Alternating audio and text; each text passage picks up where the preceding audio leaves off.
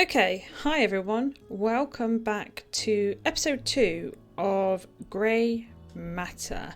This is not a blind playthrough. This is kind of a from memory playthrough.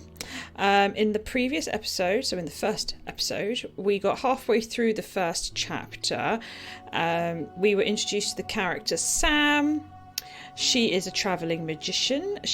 A street magician. She's travelled here from the United States in the hopes of reaching the elusive Daedalus Club located in London. However, she's wound up here in Oxford through unfortunate circumstances. So she's got to try and make enough money to get out of here due to the fact her bike has broken down. We met Mrs. Dalton, who's currently hiding in the kitchen. Lovely lady. We are yet to meet the owner of the household, which is Dr. David Styles. We will eventually come across him later on in this chapter. But he has tasked us, by the form of letter, to go and get some experimental guinea pigs, shall we say, for a procedure he wants to perform later this evening. So we've got to head over to one of the university campuses and try and coax some poor unfortunate souls into his experiment. So let's go and do that now. There is actually a fast travel function which we can wanted me to leave my cell phone number. I should talk to Mrs. Dalton about that before I go. Which we can't use yet because we need to leave our telephone number to Mrs. Dalton. So let's quickly pop in the kitchen and do that.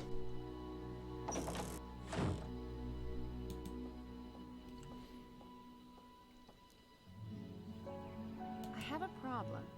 Dr. Styles asked me to leave my cell phone number with you, but I don't have one. Oh, take mine. My sister's the only one who ever calls me on it, and she's on holiday. Are you sure? Thank you. I had one, but there was this incident with a ground squirrel. Ugly. They could be nasty blighters, can't they? And as easy as that, the lovely Mrs. Dalton has given us her mobile phone so we can use it. How nice of her. So you'll notice just a moment ago there was a little glowing light just in this corner. And if we hover over our inventory, it's this button here, which introduces us to a fast travel map of sorts. I'm just going to skip this tutorial, because basically what it's telling us is when you unlock a new location, if the text is in gold, well, it's more of a yellow, but if it's in gold, it means you have objectives here that are vital to story progression. If it's in silver, well, it looks more like white, but if the text is in silver, it means there's optional things to do that aren't essential to progressing the story. And then if it's all greyed out, it means you've completely finished that area. So we need to go to Oxford in order to progress, so we might as well just go and do that now. So this is Oxford. Not bad. I need to line up those students for the experiment. But while I'm here, I really want to snoop around. See if I can find any reference to the Daedalus Club here in Oxford. Right, so if we go back up to the little icon up here, there's another button above the map shortcut, and it gives us a chapter progress. So you can see we're bang on halfway through. We haven't started the main objective, which is the lamps for Dr. Styles. That's what we're going to do shortly, but you can see up here at the top here there is a betrayer's price, which is kind of like a sub-objective, which kind of ties into the chapter 1 bonus down here. So we're going to start that first.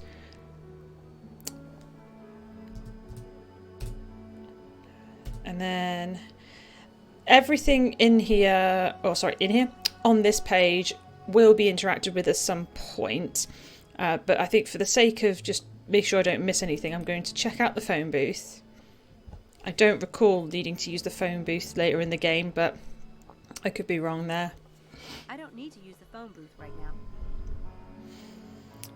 If we move on to Corn Market Street, I think this is where the side quest, if you want to call it as such, begins. As you can see, there's not a lot to interact with on this page, but we have got a store called the Black Wand. So if we approach that and inspect it closely, we'll find out what it is. Cool. A magic shop. So, as the name would indicate, it is a magic shop, as Sam has managed to deduce herself. Let's go in and see what there is to look at.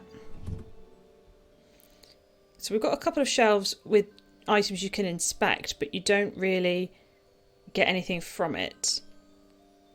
If my memory serves, we will have to come back to this shop at some point to purchase certain items to complete some magic tricks, but we will quickly check everything out. Own thumb and fixed with spirit gum, it is unnoticeable. Your genuine private life violator. The bread and butter. Classic magnet. So far, all of these items just require a little bit of science. The money put into the coin slot disappears in a hidden compartment.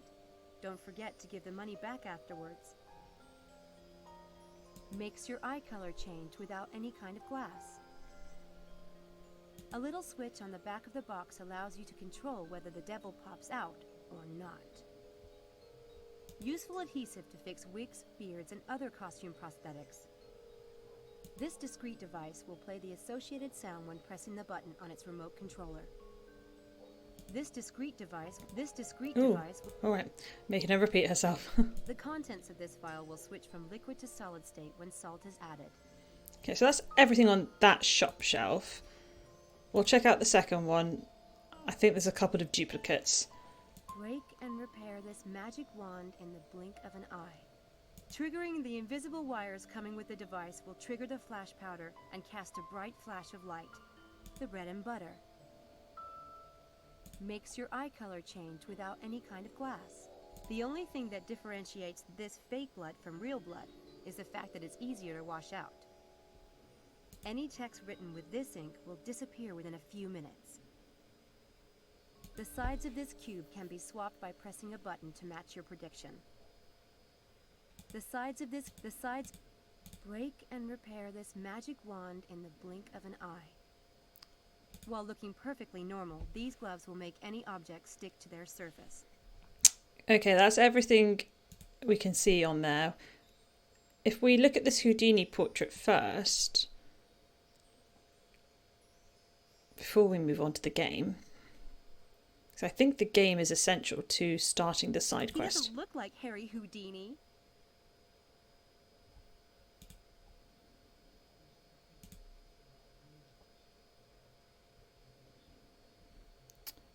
So it might let me interact with it first. So it says you must be 21. The first time I played this, I mistook this for some sort of restriction. It's like, right, okay, I can't play this yet. Maybe I need to come back later or whatever. No, you just need to select the cards to make them add to 21. So the easiest ones. A careful approach.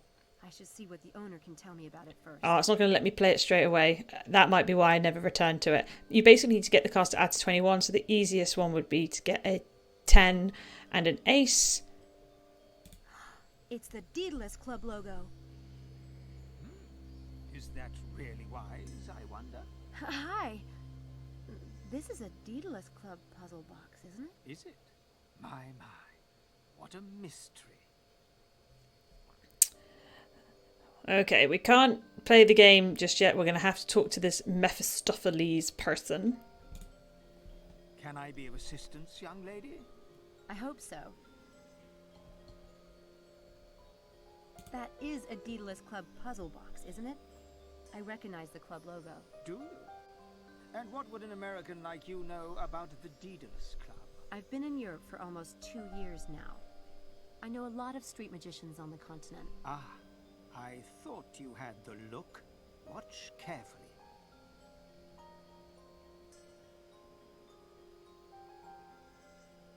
Where's the ball?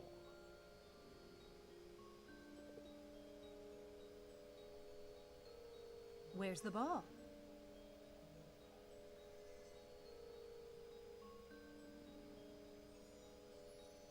Very nice, my dear.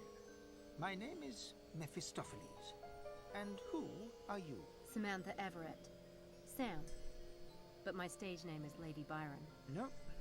Never heard of you. Well, I haven't been in England long. So about the Daedalus Club. I know they have a dinner club in London. Are they here in Oxford too? Do they run this shop? As in the Roman times, we are merely a lowly outpost, and not the thing itself. I heard they run public games, riddles, and scavenger hunts. That kind of thing. Is that what the box is? A public game? They might put those in any friendly establishment. They might. You're curious to know what I know about the Daedalus Club. Oh, very. Will you indulge an old man? I worked with the great Scarpelli in Rome last summer. He told me a lot. The great Scarpelli? Red-haired, garlic-breathed old conman who favors chickens in his act. That's him. He's very talented, you know. Oh, I know. He said it's the most secret club for magicians and illusionists on Earth.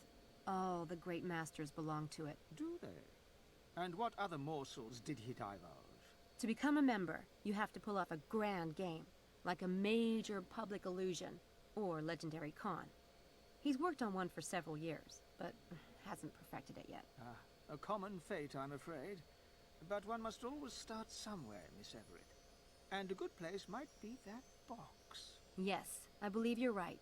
Thank you. Okay, so we got quite a bit of information out of Mephistopheles there. To cut the long story short, we just need to finish this game. So, luckily, I already know what to do. It's strange. Some games... Oh no, there's the 10. Some games, it doesn't matter how long ago you've played it, certain aspects of it feel like it was yesterday. 21. That did it. This is a Daedalus Club riddle. My first one. Cool, so this is a relatively easy one if I remember rightly. 5 pieces of gold in the scholar's heart, where, high above high and reigning over queen, find the room with the view, the quadrificus, then fire, water, earth, wind, and the 5th is at the end, where souls choose their fate, all together they point to a place. There enter the name of the one who sold his soul for 30.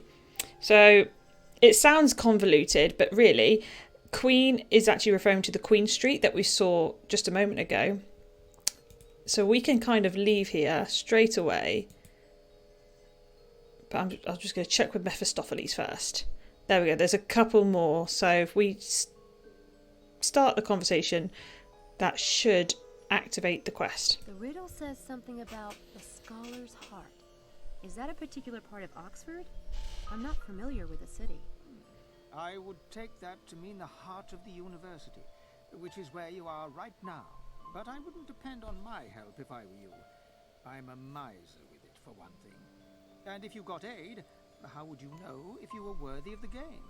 And the game of you. I didn't. Right. Never mind. What happens if I win the game? What happens? Only one way to find out. Well, let's get to it then. We can go straight to Queen Street, but I'm going to check out this vent first because I think a vent is needed for something later on, but because there's 3 vents to choose from, it means you won't examine all 3. Now, I'm actually going to go to Carfax because now that I think about it, we need to overlook Queen Street.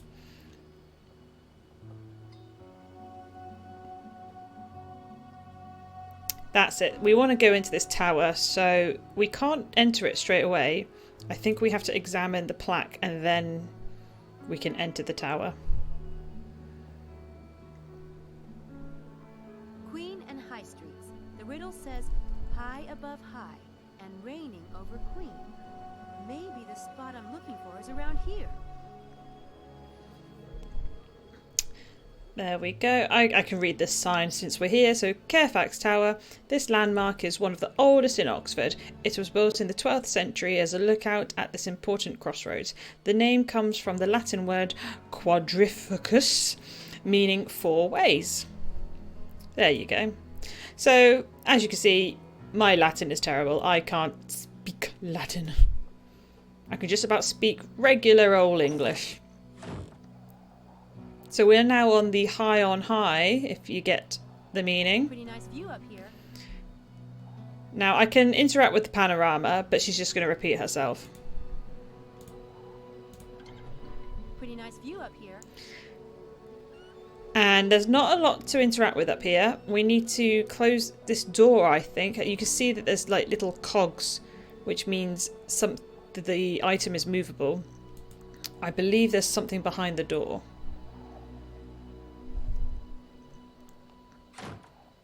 Look, a little red box. There's a little box attached to the wall.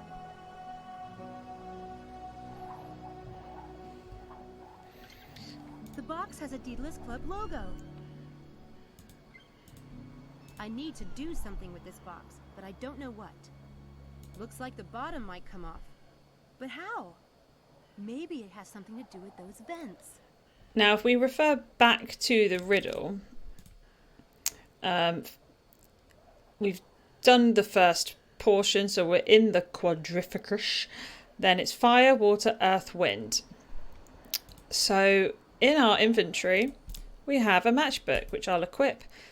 If I strike a match, it should open the bottom, I think. But because fire is the first element, we haven't really got anything else to work with here. Fire! It worked! It's a piece of gold.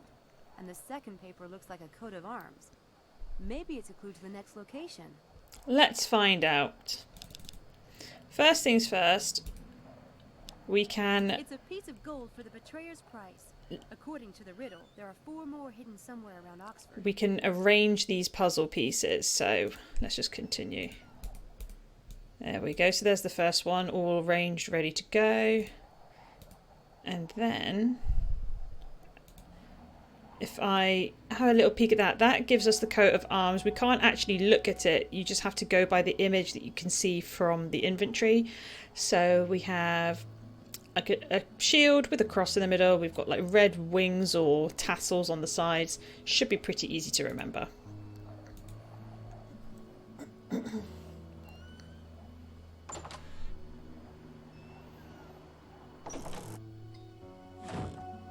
And then, of course, you can see the coat of arms plaque all the way over here, screaming out for attention. So we'll have a little look-see. I think if you double-click, I might be able to get Sam to run. There we go. Her walking is a bit slow. So, unfortunately, if you have poor eyesight, this might be a struggle. But looking at the coat of arms... They're all shields, which doesn't help, but we know we're looking for something that's mostly black with a cross in the middle. So it could be mistaken for that one, but actually we want the red tassels, so it looks like it's going to be this one here for Christchurch. So if I equip the coat of arms and then look at it, that's it. Christchurch. There you go. College. It matches it up for us. But before we go anywhere else, let's check out Queen Street.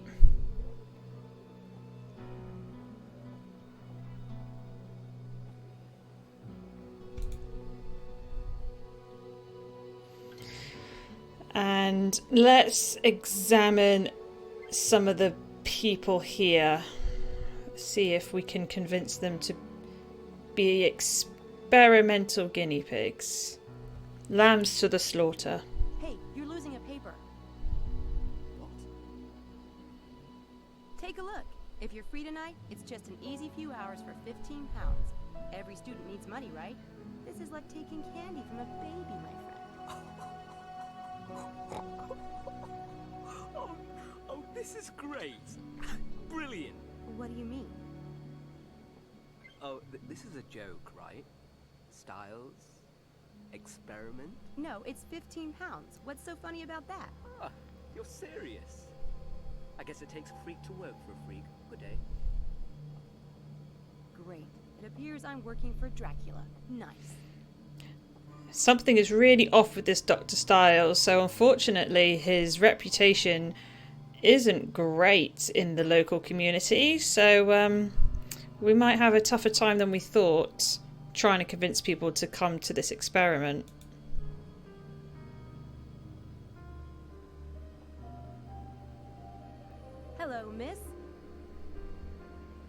won't want to miss this. Easy money for a few hours of rest and relaxation. I can sign you up right now. Dr. Styles, are you insane? Well, that was pretty blunt. I'm going to examine this steam vent as well because I probably won't use it. It's a steam vent. And we might as well talk to this chap who's kind of just dawdling. What is it? Chance of a lifetime. Or, at the very least, the most fun you've ever had in a straitjacket. Just a little neurobiology humor there. Not bloody likely. Look, you won't find anyone stupid enough to do an experiment with Styles, I guarantee it. Well, this is really not going to plan at all. Oh yeah? There's gotta be somebody stupid enough in Oxford. Or maybe not. Well, if it sounds too good to be true, it probably is. Sorry, Houdini. I tried.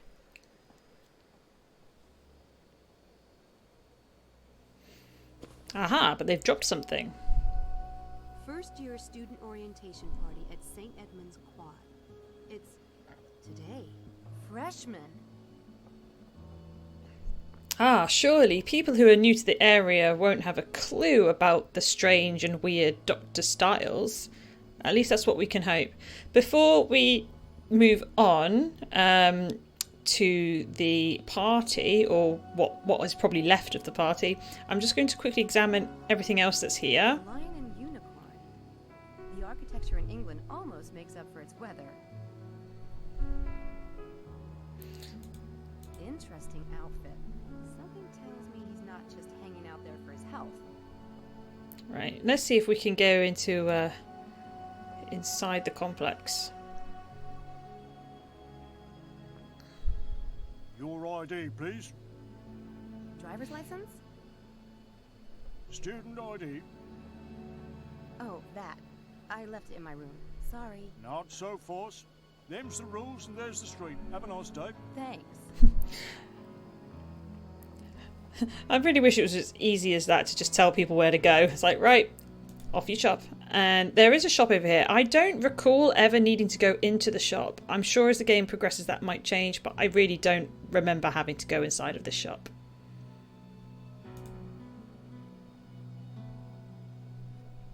An Alice in Wonderland gift shop? Not really my thing. And then we have a pub here, which I don't think you can go in that either.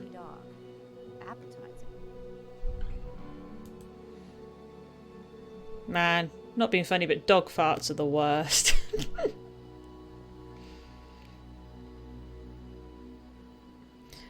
It looks kind of dilapidated. They're closed. So that's a bummer. So we have two options now. I'm going to go over to here. We could go over to St. Edmund Hall, which is where we're going to try and get some more students to join our venture, or we can continue on to Christchurch, which I think is what I'm going to do first. I don't think we can go inside of here yet. I'm sure other chapters will let me go in here, but I don't think I can in this one. No point going in there right now. No. Okay, I shan't waste too much time trying to go in there. But you can see here there's a black box. So we've already found a red box. It would stand to good reason that the black box is what we need for the rest of the betrayer's price. And I'm also going to examine the fountain because why not? Fountains are pretty. And can I get her to run? Yes. Oh, come on, Sam. You can go faster than that. I don't see anything in the water. There's something here. Okay. It's definitely a Daedalus Club box. It has their logo, but how do I open it? I don't know. That paper on the top. It must be related to the opening mechanism. Well, we've done fire, now we're at water. There's no problem finding water around here, if I need it. Okay. Oh, so I was about to but I had something that I could put water into. But but there is a drop of water in my inventory somehow. I'm guessing Sam is holding it in her hand, so let's just equip that and see if I can drop it straight on. It worked! Haha! Nice. That must be a clue to the next location. It has the Christchurch coat of arms in it, so it must be around here somewhere. Well, that to me looks like a flower, so let's come... Oh! It's another piece of the ideogram. Alright, let's take that. So, I suppose it's kind of the golden rule of point and click games and hidden object games. Click on everything. If it's interactable, click on everything, because you might just miss something. I still need to find a few more of these pieces of gold. It looks like they'll form an image when I have them all. Let's play around with these ones then. Do they go together? Yes, they do. Cool. Right, I think the box is now redundant. We have a statue to interact with. Guy with wings on his hat. I think it's a statue of Mercury, the Roman messenger. Yes, because didn't Hermes have wings on his shoes? He was the Greek god of the Greek messenger, wasn't he? So I always get Greek and Roman mythology mixed up, to be honest. Right, we have down here the Christchurch College Gardens. I'm guessing there's flowers in the garden.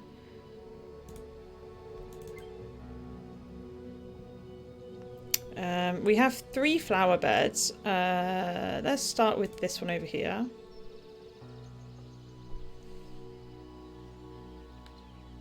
I guess I better look around more closely. I don't see anything suspicious. I don't see anything there. Well, this is not looking promising. Nothing. Okay, that one's a bust. Let's try this one down here.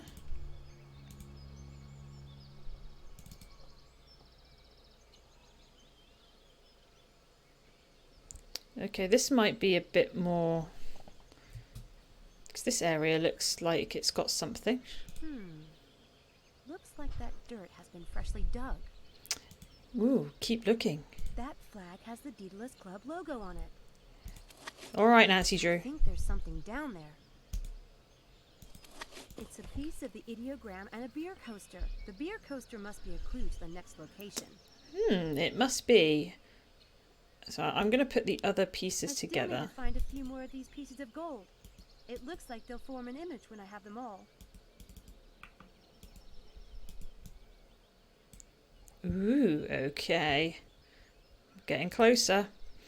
I don't know whether or not we can actually go into the meadows. Should we have a look? There's a big meadow out that way. I don't have time for a stroll at the moment. Okay. And I don't believe there's anything in this other flower bed, but I'm going to check just to be sure.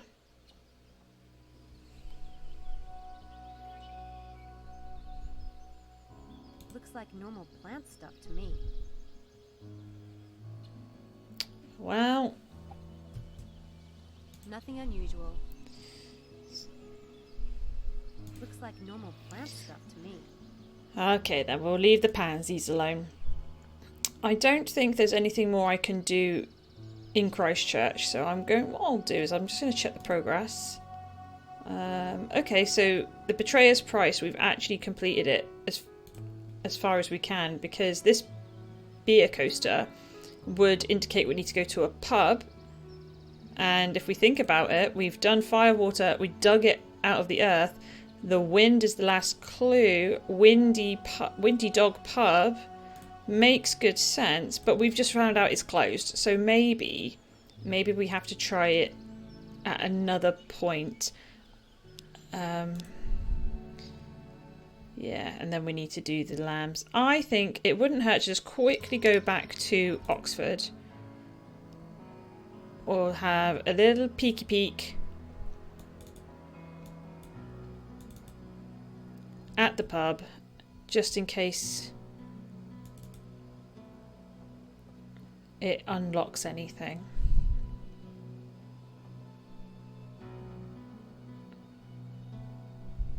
Unfortunately, they're closed. Or maybe I should equip that instead. Unfortunately, No? they're Okay. closed. I'm looking for a pub, and talk does go with the theme of the riddle. I've already done fire, water, and earth, so wind would be next, but they're closed. I may have to finish this riddle tomorrow. Okay, well, me and Sam think very much alike. I think that's as far as I can go then. I'm gonna have to make my merry way over to St. Edmund Hall.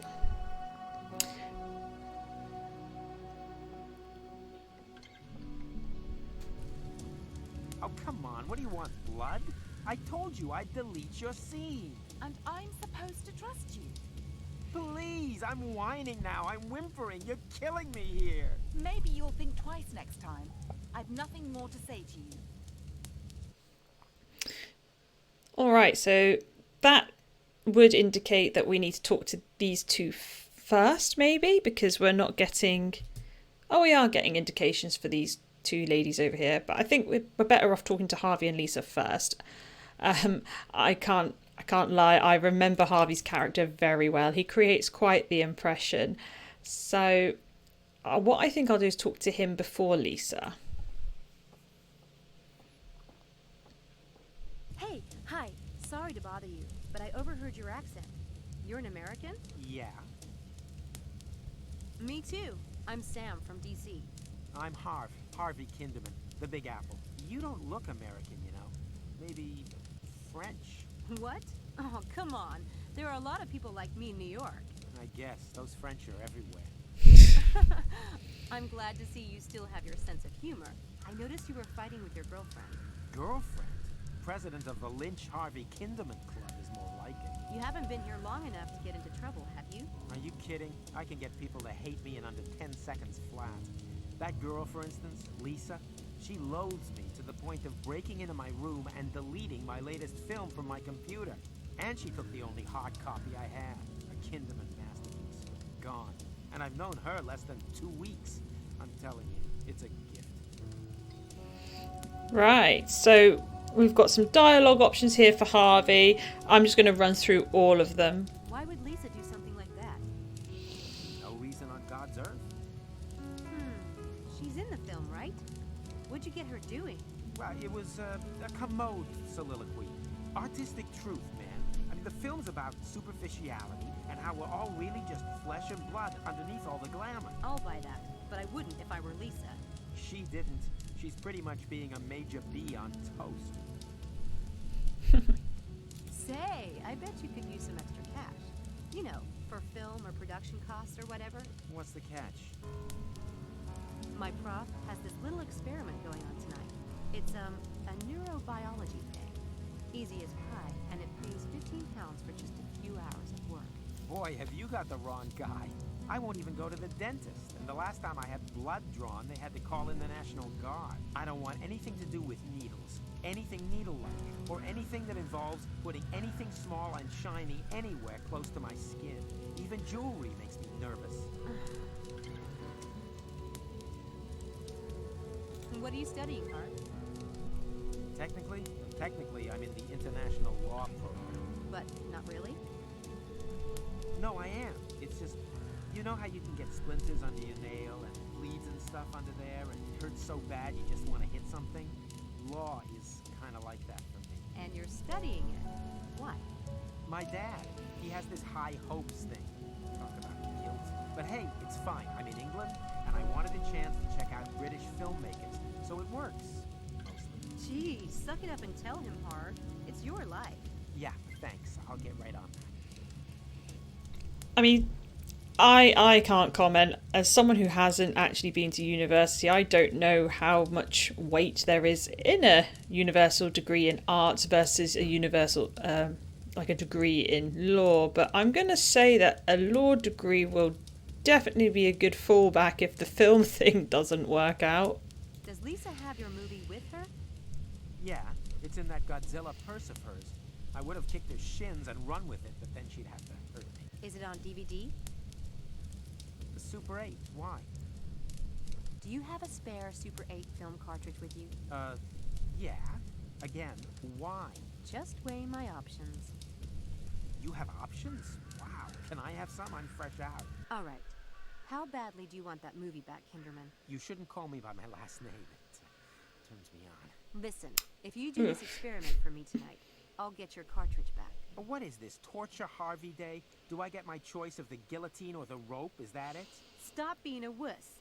This thing tonight isn't gonna hurt or anything. Besides, I thought your film was Orwellian.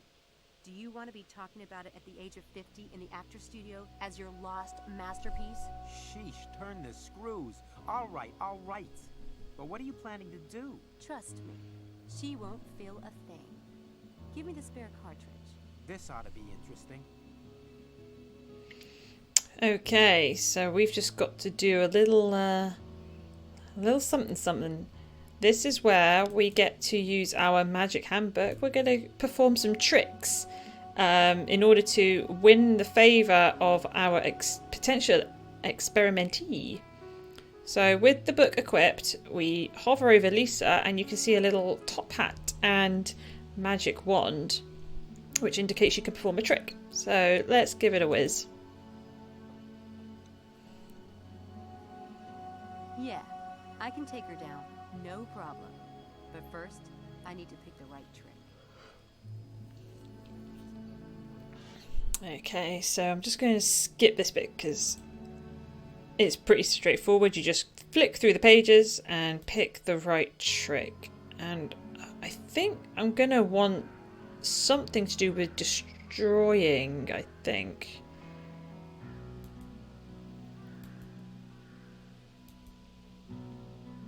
Oh, is that it? Up in smoke? I think it's this trick. That trick doesn't. No, not this one. I want to flick the page. There we go. The audience gazes in wonder as you have a volunteer sign cards in a deck and then burn it to ashes. You later magically produce a deck that has the signed cards. This is the trick we want. So instead of a deck of cards, it's going to be a Super 8 cartridge. Yes, that should work. And basically, we just have to use, select the steps in the right order to perform the trick successfully. So let's just skip that tutorial.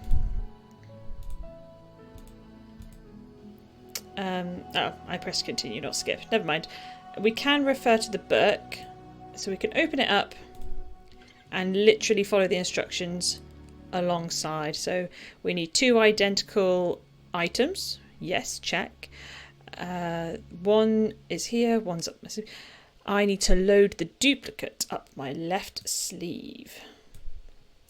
And then I need to take the signed one into my right hand, palm the duplicate into my left hand, move the signed deck over to the same hand, misdirect the audience, take the duplicate, which is the spare, move it to the other hand, and then vanish it up the sleeve.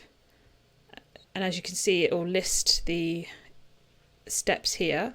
And once you're happy you've done it correctly, you just press the magic wand and it should be a case of hey presto. Oh shit, no. Okay, we've done something wrong. So I did that, spare cartridge. And then what was the next step? I thought I needed to vanish. Oh, I need to vanish the other one up my sleeve. Muppet. There we go. Hi. I saw you talking to Harvey Kinderman. I wanted to warn you about him. Seriously. You're a little late. You're joking. Did he film you? As a matter of fact, he did. You don't mean to say he filmed you too? Yeah. I was at a party a couple of nights ago, and I was feeling sick, so I went outside to, be sick. I looked up, and that degenerate was filming me, puking, in the bushes. He's a worm. I'm glad I'm making him suffer. You are? How? I've got the film he took of me, and it's the only copy too. I made sure of that. Are you sure? Yes, I'm sure. I deleted it from his computer myself. Are you sure you got the right cartridge, though? I was in his room looking for mine, but there was so much crap everywhere. Most of the tapes weren't even labeled. I bet you didn't get the right one. I have the cartridge. This is the name of the film he said he was making. It's on the label. Can I see? Careful with that. You know what I'd do if I were you? See that barrel over there? What are you? Wait a bit! Now you'll be sure that no one will ever see it. What a nerve. Americans. I don't know, you do someone a favour. Tell me you didn't just burn my film. Hey, this is it. What are you, like the amazing Kreskin or something? I never saw you make the switcheroo. Yeah, forget it. But don't forget about tonight. You promise. I'll be there, never fear. Hey, I got my film back. And the best part is, Lisa thinks it's destroyed. I must admit, that laugh, yeah, is not exactly the most endearing laugh ever. So we've now got Harvey on side. He's going to come to the experiment later tonight, and we've just completed our first trick. And we get to do it all over again with these ladies. So we're just going to examine that leaf burner. It's a barrel of burning leaves. That's a smell second only to new car leather. And maybe chocolate. To each their own. I quite like the smell of freshly washed towels, but you can't have that in a leaf burner. Right, I think the next person we should talk to is Angela. So let's go say hi to her. She looks like the timid type. That could work. Oh, I will examine this because we can't go in the lobby yet. I don't need to go inside. I've got some good targets right out here. There we go, but I can tick it off the list.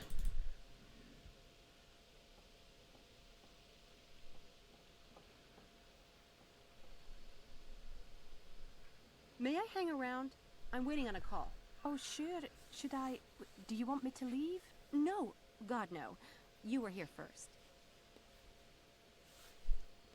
So we can have quite a lengthy conversation with Angela. We'll get to know her a little bit. So we'll start with just the first option here and work our way through. I like your accent. Are you Scottish? Yes. Well, I grew up on an island in Scotland. An island? Wasn't it claustrophobic? Not at all. It's a big island. I could ride my bike around it, but it took hours. And in the autumn, like now, the leaves were so bright red and gold. You could ride your bike and the tyres would crunch through them and make the best sound in the world. From the cliffs, the sea looked like wild horses. My father always said that. Sounds nice. I don't really have any place like that. Home, I mean. Sorry, I don't know why I said all that. I do need to finish this chapter. Looks like I missed the party. Did you get to meet a lot of people? Oh, I just came out to get a little sun. I'm not a first year. Oh, well, I'm Sam. Samantha Everett. Angela Mulholland. How did you end up at Oxford? I got a scholarship. Lucky. Oh, it wasn't luck. It was fate. You know, sometimes things happen and it's like a sign that you should do something. Sometimes you don't even have a choice. Oh yeah, fate. I believe in that. Totally. Do you go home a lot? Sounds like you miss it. I do. Do you have a lot of family there? Oh, yes. Lots. What are you studying? Nursing. You don't sound very sure. I've changed my focus a few times, but I do want to go into medicine. I want to help people. What about you? Me? English lit. I used to be in that department. I know all the professors here. Is there anything you'd like to know? Not right now, no. But if I think of something, I'll be sure to look you up. There we go. So we've got to know Angela a little bit there. So she's quite sweet and reserved. Probably doesn't seem to know what she wants if she's changed her focus a few times, but we know now that she's interested in the medicines, so she might be game for a neurobiology experiment. Angela seems ripe for something, but which trick?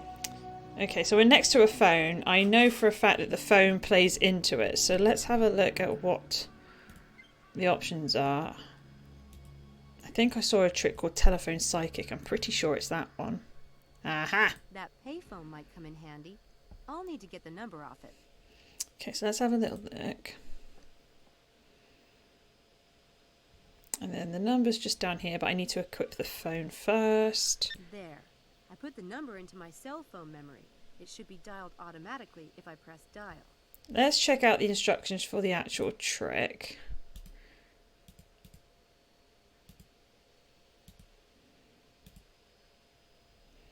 First you need the phone number. Yeah, we've just done that. In private, program the number for the target phone into your phone. So then when it's pressed dial, the number will be called. Set your phone to silent or mute. Right, okay, let's do that then. Then let's maybe stand over here so it's not so suspicious looking. And get the phone. Go to menu. We'll go down to options. Turn on mute. And then get the payphone ready. Okay. Now let's try the trick. Okay. So we've done that bit. We are now on step 3. Palm the cell phone into your left hand. Misdirect. Manipulate the item in your left hand. And then vanish the phone back up your sleeve. Okay, let's go. That phone is about to ring. I can feel it.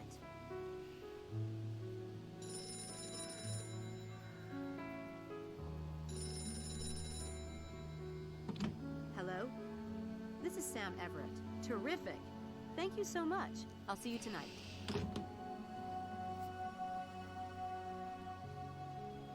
How did you know the phone would ring just now? Oh, you know. Just this little twinge I get when something really big is about to happen. But that was a call I've been waiting on. It's about this exciting research project. Everyone in Oxford would want to do it if they knew about it. Fortunately, nobody does. It pays well, too. I'm very happy for you. But do you really get premonitions? No. Just, you know, when fate's involved. The way you said. Anyway, this experiment is being done by a famous neurobiologist. I've played with the idea of going into medicine someday, so I wanted to see a clinical experiment firsthand. Angela? Famous neurobiologist? Who? He's a professor. Dr. Stiles. He's really amazing. World famous. There are some stupid rumors about him. So not true. Anyway, this is a great research project, and such a valuable experience, especially if you're going into medicine. Know what I mean? I think there might be a slot left for another volunteer. You could do it with me if you want. It would be fun. Could I? Sure. Tonight if you want. It's the first session. Are you sure? Do you need to call them and ask? No. He mentioned that they need a few more volunteers. I'll call and let them know you're coming. Thank you, Sam. I'll see you then. No problem. Oh, I feel kind of bad misleading poor sweet Angela, but she seemed quite keen for it once she found out who was running the experiment, so maybe it's all's well and ends well. I'm going to quickly check out that banner. I don't think there's any significance. No doubt I'm in the right place. Let's hope I can recruit enough rookies. There we go with that. We can just tick it off the interaction list. The last lady we have to interact with is Helena, so let's go and see. Apparently, she thinks she's on the French Riviera. Not really my type, but beggars can't be choosers. Now, Sam. You, of all people, should know that it's not wise to judge a person by their looks. I mean, yes, sunbathing in October is a bit weird, I'll grant you that. Hi. It's a good day for the sun thing. Oh, a diversion. Thank God. I was about to die of boredom. I'm Helena. Sam. Antha. Or just Sam is fine too. You're a student here? You don't look like one. Of course I am. Are you? For 2 glorious weeks now. Time of my life. Okay, you might have noticed that whilst we were chatting to Helena there, this little chap down here kind of snuck in. So in order to trigger that, we needed to talk to Helen, and he will be our 4th volunteer. But we'll worry about him next. If you're really bored, why don't you come with me tonight? To I'm going to a psych experiment. Pretty amusing, actually.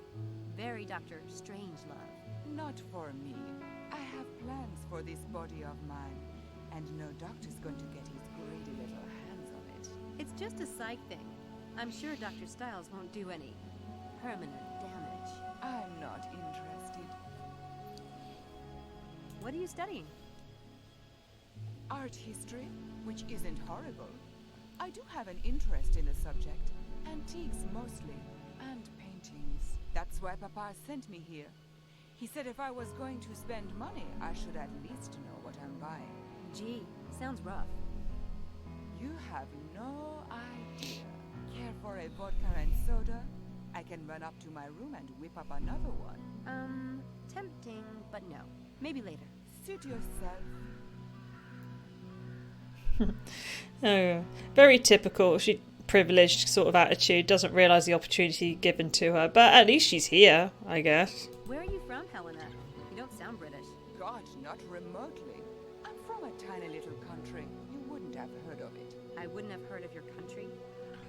Trust me. I take it you don't like Oxford. God, no. Papa insisted. He thinks I can't possibly get into trouble here. Well, I thought I'd show him. But now that I'm here, I think he might actually be right. What a pedestrian snore. You look like someone who knows how to party. Where do you go? Haven't found much of a scene yet. Mostly pubs with fish and chips. A snore like you... What is it? Well, the one thing that can be said about Oxford is it has some delicious men. That is the plat de resistance. Nice. Nice? Darling, that prime specimen is Charles Ettington. I've tried to talk to him a few times, but he's mortally shy. I think he might even be a virgin. You think? Charles Eddington will be at this experiment I'm going to tonight. You're lying. Not. Why would he be in this psych experiment? I don't know. Maybe he needs money. Or maybe he's interested in neurobiology.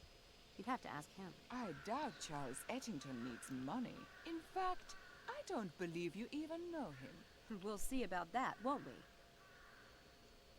we? Okay, so challenge accepted, Helena. So we've got to go and chat up Charles, basically. Yeah, which is probably going to be easier said than done. Let's see what his response is.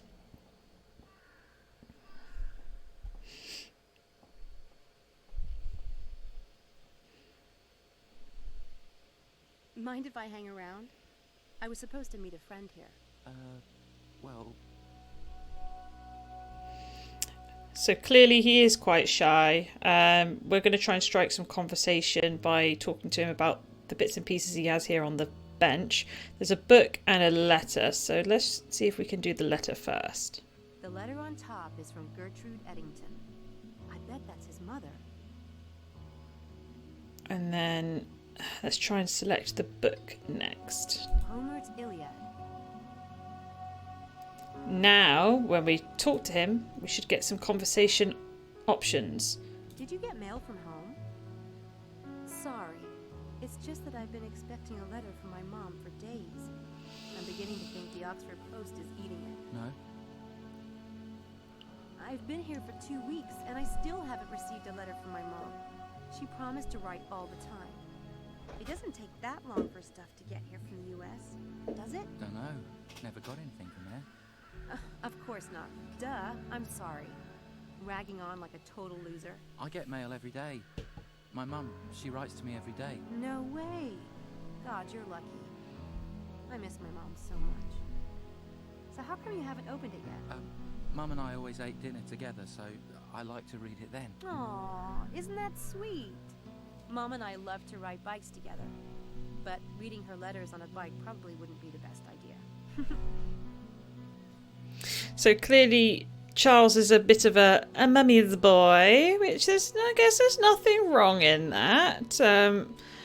But yes, it's probably not quite the personality trait that Helena is looking for in a man. I see you're reading the Iliad. The Iliad and the Odyssey are my favorite ones. You've read the Iliad? Yeah, but I like the Odyssey best. I love the gods and their infighting. Total soap opera. But my favorite part is where Odysseus comes home and Penelope has all those suitors, and you're just waiting for him to kick some serious tail. My favourite part is the Cyclops. I like the way they tie themselves under the sheet to escape. I love that part. Can you believe those were the first novels ever written? And Homer still beats the crap out of anything Hollywood has put out, in my humble opinion. Absolutely. What's even more amazing is that he recited it from memory. Can you imagine hearing him do that? That would be amazing. Wow. Well, I'd better get back to it. Let's hope that Charles isn't an English lit major, because that might expose the fact that Sam's not really here studying English lit. Hopefully he's just a very passionate reader and that's not what he's here to study. Listen, there's something you might be interested in. It's not for everyone, but since you like Homer, I've gotten into a psych experiment that's being done by one of the Oxford neurobiologists. It's really fascinating, and it pays cash. That would be interesting, but I'd need to check with my mum. She calls me on Saturdays. I could talk to her about it then. But this starts tonight. Then I can't. I couldn't do something like that without talking to her. Anyway, I'm sure they'll do it again. Oh no, Dr. Stiles is a really famous neurobiologist, and he almost never does this kind of thing. Oh, it will be so educational. I'm sure your mother would love for you to have an experience like this. That's what she sent you here for, isn't it? I can't without talking to her, sorry. Okay, no big deal. Okay, I'm sensing a plan here. I'm going to equip the magic handbook because I've got a feeling we're going to need it. Yep. So as I suspected, we've got the little top hat here. This one is tough. I'll have to find a really good trick. I've got a feeling we need to play this letter from his mum to our advantage.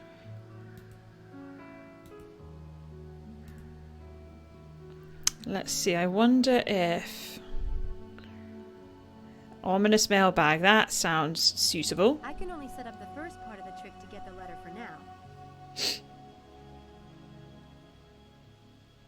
Okay, let's read what we need to do.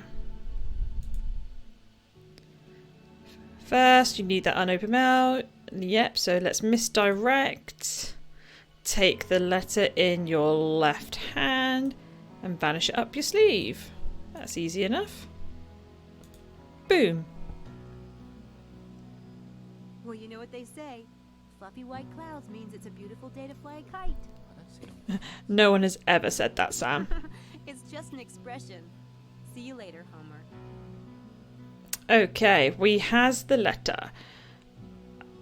Now, I believe we need to go back to those steam vents that we found in Oxford Town Centre. You know, that old trick of holding a letter over a kettle to open it up.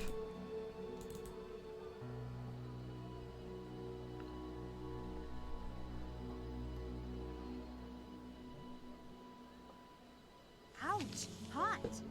Oh, yeah. Charles's mother certainly is involved. Must be nice to have someone who actually gives a crap. Convenient of her to include a health fair flyer. That works. Okay, let's read the letter first. I'll do it in my best mummy voice. Darling Charles, everything has been so quiet here. I miss you so. Mrs. Birtle? Mrs. Birtle was selling kittens yesterday. Do you remember when you were 10 and she put out kittens? Poor Mitzi. We never did find out what happened to that cat. Bloody hell. I spoke to Mrs. Wells, whose grandson graduated from Oxford. That handwriting is very misleading. He was pressing upon me how many wonderful opportunities you'll have outside your classroom schedule. I do hope you will try to get involved, darling. I saw this flyer at the market. I don't know why it was posted here in Milton, but I wish you would attend. Please do for Mummy. Love and 1,000 kisses, Mum. So we have overbearing mother sending her son into a health fair. Should we read it? Let's read to see what this health fair had to offer. So it was going to be on the 10th of November 2005. Okay, we actually know what year we're in now. It's a free screening for high cholesterol, high blood pressure, diabetes, HIV, a pregnancy. Yeah, sure, Mum. I'm sure Charles is really going to benefit from that. Also, free eye and ear exams. Now, I'm so perplexed by this letter because high cholesterol and high blood pressure you generally associate with people of a certain age. They don't usually screen 19, 20-year-olds for this sort of thing. As for the HIV and pregnancy, well, no comment, I guess. Let's mug that right off. We are going to equip one of the assistant invites and do a switcheroo. There we go. Thanks, Mum, for being such a pusher.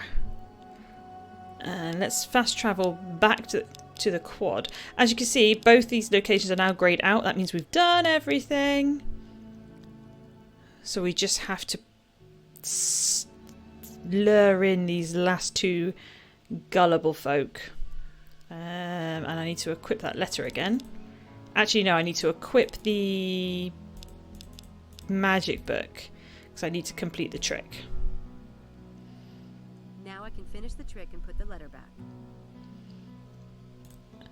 So this should be pretty easy. Place the envelope back in the pile of unopened mail. If it's in front of the subject, you just palm the letter into your right hand, misdirect, and then plant it back into the environment. Easy. Hey, Homer.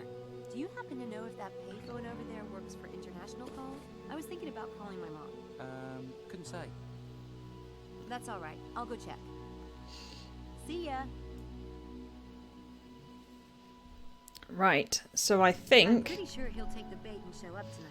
At least I hope so. that's all the interaction we're going to have with Charles. Hopefully he's going to read that letter and we'll see him back at Dreadhill House. Now we can go over and talk to Helena. And hopefully she will follow suit.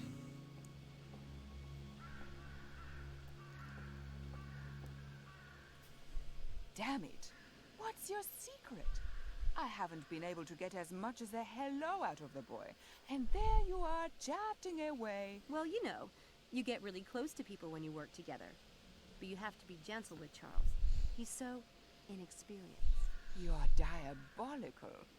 I know. So are you coming tonight? Or do I have Charles all to myself? Funny thing about virginity, it's such a temporary state. Satan incarnate. Are you sure this is safe? Would I steer you wrong? All right, I'll be there. Oh, what fun. Ah, this is a good sign. Oh, bloody hell, girl, answer your phone. Hello? Get back here immediately. You're late. Maybe you have the wrong person. This is not normally my phone. I know exactly who this is. We have a lot to do to prepare for the night. Get back here at once. Dr. Stiles? Look, I've got 4 people, but I still need 2 more. If you give me an hour. You found 4 volunteers. Yes, it wasn't easy. That's enough. I had another student call to volunteer today, and you'll be the 6th. A what? I hope there's extra pay. Wonderful. Now instead of finding suckers, I am one.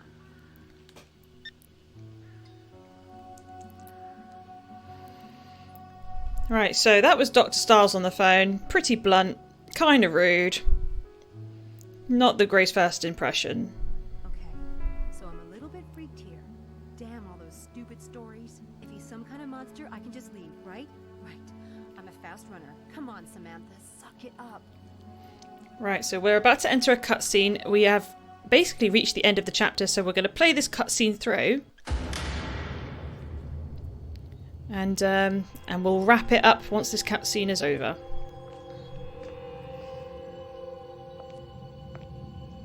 Dr. Stiles?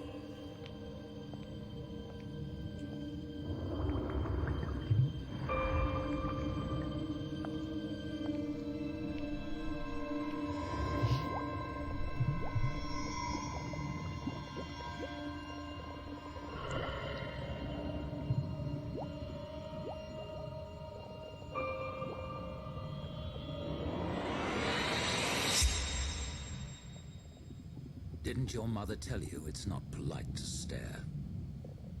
I'm sorry. The stairs are behind you. Leave now if you can't do better than that. No, I thought you'd be old or something. Mrs. Dalton said... never mind. You kept me waiting. Bad way to start your tenure here, Miss...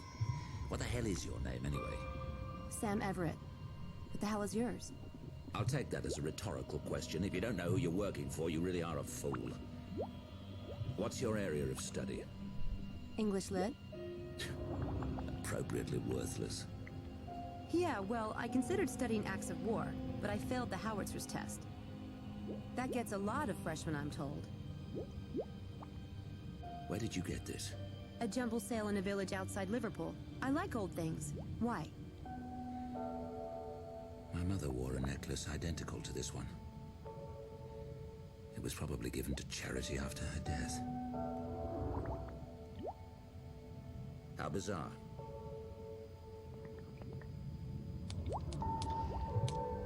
I've had to make most of the preparation myself. That's why I pay you, because your time can be wasted on menial tasks mine can't. Next time, come when I ask, or don't bother showing up at all. Next time? So I have the job? As if I had nothing better to do than to try out new assistants. In that case, I'd like a room, board, and £100 a week. First week paid in advance. Are you quite insane? You'll practically have me full-time since I'll be living here. You can run me ragged. Menially speaking. Besides, you don't have time to look for someone else. Make these beds. The linens are on the counter. I'll return at 1:45. When the students arrive, make sure they know what to expect before bringing them down here. But you haven't told me anything about tonight. Inform them about me.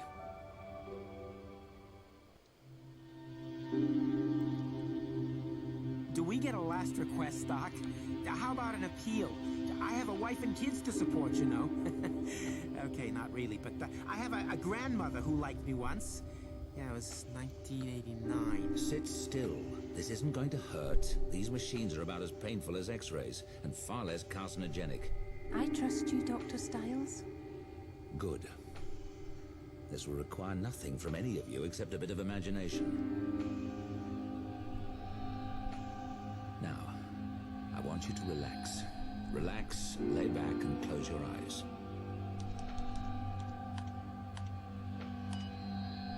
You're not going to fall asleep, but you will be deeply, deeply relaxed. Let go of all thoughts, all tensions. Let go of everything but the sound of my voice. You're standing in a field, and your eyes are closed. It's night, and the air is chilly. You're a little cold in the athletic suit you have on, but you know you'll be warming up soon. You smell freshly mown grass on the night breeze. Your eyes remain closed as you reach up in a stretch. Up and up, fingers reaching for the sky. You feel the pull all the way down your arms, your sides, your legs, all the way to your toes. Take a deep breath of cold air and push higher. Hold it and exhale. Swing your arms down. Relax. In a moment, you will open your eyes and see that you are at Horsepath Track.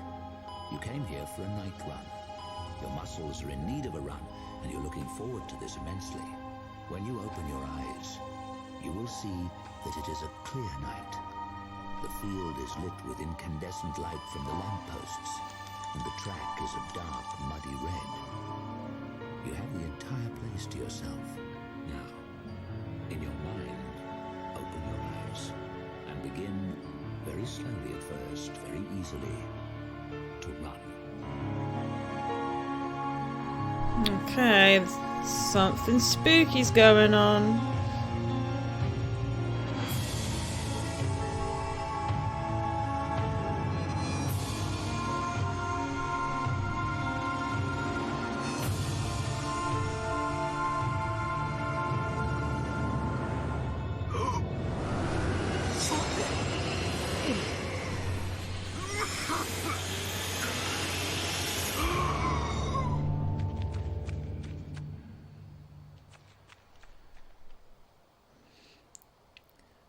Okay, that's weird. Aliens. Very crop circly. That experiment made me so relaxed. I slept like a log. Right. Unfortunately, I can't pause or skip this. I was about to go and wake you. Good morning, Mrs. Dalton. Smells wonderful. So, you're still here then? Still here. You got on all right with Dr. Styles? He's a toad, but I've dealt with worse. It's fine. Glad I am to hear it. He needs things done, and seems like you could use the job. Why? Did he say something about me? Well, not to me. He's not even up yet. He doesn't sleep at night, you know. Sometimes I don't see a lick of him before noon. Sorry to hear that. Did he leave instructions for me? Well, he might have done down in the lab. Oh, and someone left this paper on the step this morning. Must have been a mistake. We don't take a paper. You have it if you like. Thanks. That was delicious.